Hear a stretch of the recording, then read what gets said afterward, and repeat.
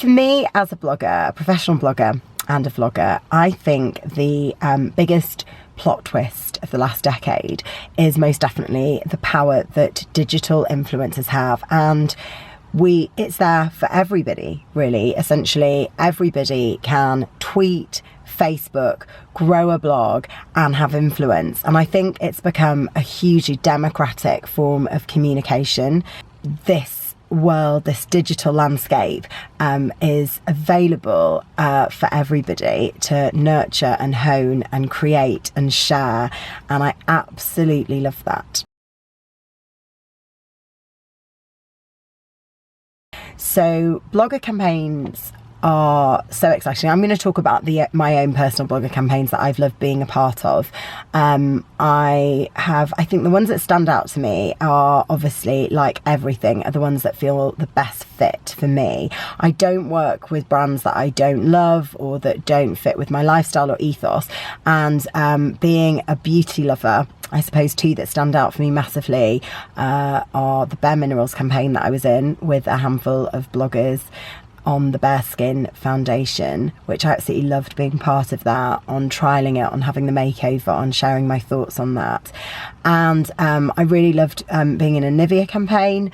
I was a Nivea woman, and that was stuff that I shot myself that they then put into a film. So both of those really stand out. But I have to say, there's been a great number of campaigns that I've loved to be part of, be it food campaigns, or I did one that was like a marriage of like food and fashion for La Redoute, where I went out, shopped with my son Oliver, who's 5. We created a salad niçoise together. We were wearing the beautiful clothes that we chose, and it was just that was also another dream campaign. I think there are tons out there. So when it comes to blogger tactics, I don't think work. I would say mass emails. I mean, I tend to get lots of emails that are quite specific to my blog. I have to say, PRs tend to know my blog, tend to know that I'm a professional blogger. I work with incredible PR firms, and I also do consultancy for PR firms that I value highly. So I have to say, I think a lot of the majority of PRs that I'm working with anyway, and all the ones that I'm working with, really get how influential bloggers are and value and respect us. But I do still get these spammy kind of emails where it's like, dear mum, no, I'm not your mum. Would you like to do blah, blah, blah, blah, blah for no money? Now, I just respond back and say, I'm a professional blogger, and I attach my media kit, or I copy my publicist who deals with a lot of my business negotiations, and often a great many of those come back and they have budgets. But I don't like the impersonal kind of emails that are going out there. So what's my story? I've been blogging for 5 years now. I set up honestmum.com on maternity leave when I had my first child. It was at a time where I'd had a pretty traumatic birth, and I felt quite lost. And it was actually a very good friend of mine who is a feature filmmaker, Amankai Tapia, who said to me, when I'd share stories of like this brave new crazy world of motherhood, she was like, write this, blog about it. And she literally nagged me until I created a blog. And I suppose the rest is history. Like literally 4 weeks after I set up honestmum.com, I was a finalist at the Brit Mums Brilliance in Blogging Awards in the Fresh Voice category. That gave me the confidence to get back on set again. So I was directing, because I was a TV and film director before blogging, and literally I was approached for campaigns very early on, a few weeks in, by people that could see that blogging was going to go the way that it was in America, with lots of parenting bloggers that were doing exceptionally well in the UK. And I didn't monetize for quite a while. I went back on set, and then literally by the time, though, it was my second maternity leave, my second son, it was a business, and now it's a thriving business. I have a team of 3, and we're growing all the time, and it's very, very exciting. My work encompasses lots of different areas, be it social media, consultancy for global brands, modelling contracts, ambassador work, travel. It's really, really exciting, and I've got lots of plans for other launches and products and work that's coming up. So I've got lots of exciting projects happening. So blogging is just so diverse, and the social media. I'm vlogging. I'm loving vlogging daily and building my YouTube channel. And yeah, extremely exciting times. Gosh, I really value many. I would say though, like literally hands down, it's Mary Forleo. She for me is just, she's herself. She has created a platform that is useful, that touches people, that is insightful, that is real. She's so wise. She makes me feel like I'm her best friend, and she does that to every reader, every viewer. She's absolutely somebody that I keep going back to. I absolutely love so many bloggers in the UK and both in America. But I think for me, somebody that is a role model, somebody that I aspire to be like one day, she is, you know, she's my blog site, online vlogging crush. First thing I read when I get out of bed in the morning, I mean, usually I'm getting kids ready for school, things like that. So it's kind of very quick look at Twitter maybe.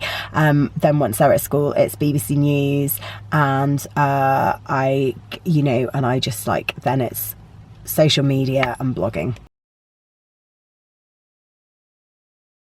So, dinner party stories. Most people do want to ask me how I became a professional blogger, how I grew my business, and you know, that's great. I love chatting about it, but I also I do talk a lot about my kids. I'm the woman on the train that shows pictures of my kids to randoms and stuff, and I do suppose that is something that I do quite a lot. And I suppose people do like to ask me questions about my filmmaking career. I've done some very exciting things, and I've shot stuff for telly, and you know, I've had some very exciting experiences. People always ask me, which famous people have you worked with? So I'm always nice about anybody famous that I work with, and I never give away too many secrets or anything. So the job I would have probably done had I not done this, obviously, I'm still a screenwriter. I've got a TV series in development with a well-known production company. I'm blogging. I think this really is my dream job, because I get to be on camera, I get to direct, I get to write every day, I get to write freelance. But I think possibly I did want to go to drama school. My mum and dad were like, no, go to uni. And I'm really glad I went to uni. I got an MA at 21. I got a distinction in my MA. I went to great university, Goldsmiths. I don't regret any of that. Absolutely. That was crucial to what I'm doing now, and to thinking out of the box and feeling empowered and harnessing all my creativity. But originally I was very good at art, and I exhibited oil paintings in galleries in London from quite a young age. 17, I think, 18, and I nearly went to art school. So I would and I did video for my A-level arts. So I think I was the first in the country or something to do that one in the north or whatever. So I think possibly I'd be an artist and a filmmaker, kind of but more installation work, or maybe an actress. I would say lean in, undoubtedly.